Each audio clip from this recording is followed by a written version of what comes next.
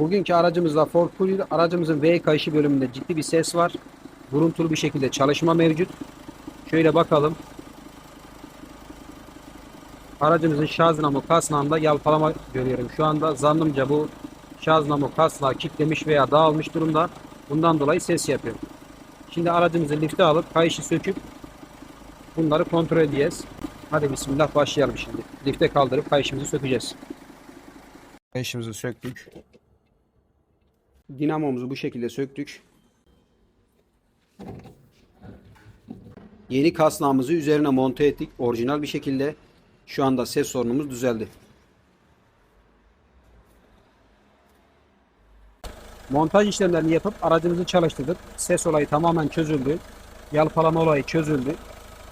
Şu anda görüldüğü gibi işlemimiz tamam.